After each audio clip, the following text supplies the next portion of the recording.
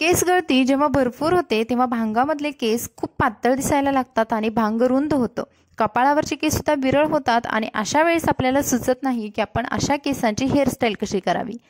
नमस्कार, पुन्हा एकदा स्वाती स्टाईलमध्ये मनापासून स्वागत. आज बघूयात अशा पातळ केसांसाठीच्या 3 हेअरस्टाईल ज्या की सर्व मैत्रिणींना अगदी कमी वेळामध्ये करता येतील. Hairstyle number 1. जेव्हा आपले केस पातळ होतात तेव्हा सेंटर पार्टिशन म्हणजेच भांग हा पडायला लागतो. केसांमधून उठून दिसणारा हा भांग जेव्हा आपल्याला लपवायचा असतो त्यावेळेस तुम्हाला भांगाच्या दोन्ही बाजूचे केस आहेत त्याचे काढून घ्यायचे आणि बाकीचे केस आहेत ते एखाद्या रबर बँडने किंवा क्लचरने तात्पुरते बांधून घ्यायचे आहेत. हे काढून घेतलेले केस आहेत ते समोरच्या दिशेने असे विंचरून घ्यायचे, एका हातामध्ये पकडून दुसऱ्या हाताने बॅक कोमिंग करून घ्यायचं आहे. म्हणजेच आपल्याला अशा पद्धतीने उलट्या दिशेने केस थोडेसे विंचरून घ्यायचे आणि त्यानंतर हे सर्व केस आहे ते पाठीमागे घेऊन जायचं आहे. इथे आपला छोटासा पप पण तयार होतो आणि आपला किती मोठा भांग असेल तर तो इथे लपला जातो आणि छान प्रकारे समोरून एक कमान केसांची तयार होते. पाठीमागे जाऊन हे केस एका पिनने सिक्युअर करायचे आहेत आणि तुमचा इथे भांग पण दिसणार नाही आणि छान प्रकारे केसांना बाउन्स येतो. त्यानंतर बाजूचे दोन्ही साईडचे केस आहेत ते सुद्धा मी असे कंगव्याने विंचरून घेतले आणि पाठीमागे त्या क्लिपने सिक्युअर करून घेतले. जर तुम्हाला इथे क्लिप लपवायचा असेल, दाखवायचा नसेल तर तुम्ही इथे एखादा क्लचर किंवा डायमंडचा क्लिप वगैरे वापरू शकता. त्यानंतर खालचे केस आहे ते छान विंचरून घ्यायचे आणि पुन्हा एका रबर बँडने इथे पोनी बांधून घ्यायचे आहे. पोणी बांधताना थोडीशी घट्ट बांधून घ्या जेणेकरून तुमचे केस पुन्हा हलणार नाहीत किंवा तुमचा जुडा किंवा बन आहे तो सैल होणार नाही. त्यानंतर इथे कोणत्याही प्रकारचा डोनट न वापरता आपण फक्त हे केस आहेत ते आतल्या दिशेने रोल केलेले आहेत म्हणजेच गुंडाळलेले आहेत आणि त्यानंतर हे केस आहेत ते पिनने सिक्युअर केलेले आहेत. जेव्हा तुम्हाला तुमचा आंबाडा किंवा बन आहे तो जास्त हेवी नको आहे किंवा कुठेही क्लच वापरायचा नाही किंवा डोनट वापरायचा नाही त्यावेळेस तुम्ही ही ट्रिक वापरू शकता आणि तुम्ही तुमचा बन एकदम सुंदर प्रकारे करू शकता. त्याचबरोबर या हेअरस्टाईलसाठी वेळसुद्धा खूप कमी लागतो. बघा, ही झालेली आहे आपली 1 नंबरची हेअरस्टाईल ज्यामध्ये आपण खूप कमी वेळामध्ये आपला भांग पण व्यवस्थित लपवला आणि पाठीमागून बनसुद्धा तितकाच आकर्षक बनलेला आहे. आता बघूयात आपण हेअरस्टाईल नंबर 2. आता हेअरस्टाईल नंबर 2 मध्ये आपण आपले समोरचा भांग आहे किंवा पार्टिशन आहे किंवा पातळ झालेले जे केस आहेत किंवा काही मैत्रिणींना छोट्या प्रमाणात टक्कल पण पडलेलं असतो तर ते कसं लपवायचं बघणार आहोत.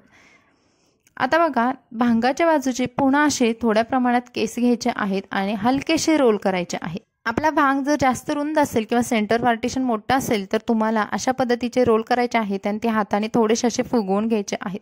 जर तुम्ही भांगाच्या बाजूला चपटा भाग ठेवला किंवा केस खूप फ्लॅट ठेवले तर तुमचा भांग आणखीनच रुंद किंवा मोठा दिसायला लागतो. त्यामुळे तुम्हाला ही चूक न करता अशा पद्धतीचे जास्त बाउन्सी असे रोल करायचे आहेत.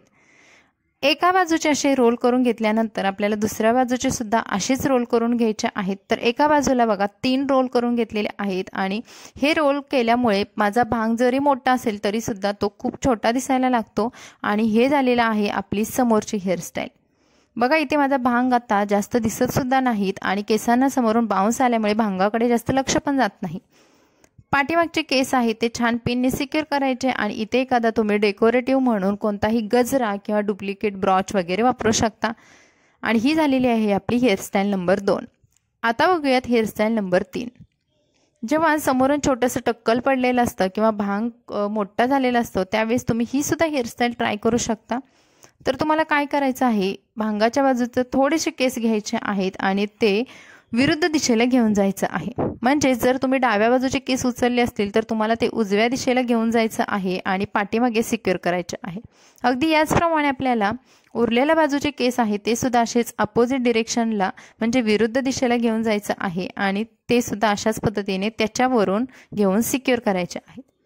आता बघा, इथे जे आपण क्रॉस पोर्शन बनवलेला आहे यामुळे आपला जो भांग आहे तो लपला जाईल, दिसणार नाही आणि समोरून पडलेलं टक्कल आहे किंवा जे विरळ झालेले केस आहेत ते सुद्धा इथे दिसणार नाहीत.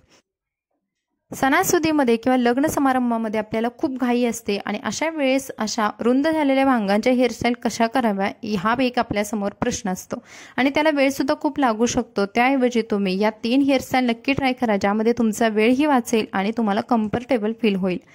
ही हेअरस्टाईल समोरून झाल्यानंतर पाठीमागून मी केसांचा फक्त रोल केलेला आहे आणि हा रोल 2 ते 3 पिन्सने सिक्युअर केलेला आहे. म्हणजे इथे आपण कोणताही क्लचर किंवा काहीही वापरलेलं नाही. ह्या ब्लॅक कलरच्या पिन्स आहेत त्या हेअरस्टाईलमध्ये छान प्रकारे सिक्युअर होऊन जातात आणि आपली हेअरस्टाईल थोडीशी युनिक दिसायला लागते। तुम्ही डेकोरेशनसाठी वेगवेगळे फ्लावर्स किंवा ब्रशसुद्धा वापरू शकता। आणि ही झालेली आहे आपली हेअरस्टाईल नंबर 3। तर या हेअरस्टाईलचा सुद्धा लुक तितकाच भारी वाटतो जितका पहिल्या 2 हेअरस्टाईल होत्या। तर मैत्रिणींनो, आज आपण बघितल्या या 3 हेअरस्टाईल ज्यामध्ये आपला रुंद झालेला भांग किंवा समोरून विरळ झालेले केस कसे लपवायचे हे आपण बघितलं। तर यामधली तुम्हाला कोणती हेअरस्टाईल जास्त आवडली कमेंट्समध्ये सांगायला विसरू नका। व्हिडिओ आवडला तर लाईक करा आणि आपल्या चॅनलला सबस्क्राईब करा। तुम्ही बघाल समोरून माझे केस अगदी छान प्रकारे बसलेले आहेत। आणि चला भेटू अशाच नवनवीन व्हिडिओसोबत। मस्त राहा, खुश राहा, बाय बाय।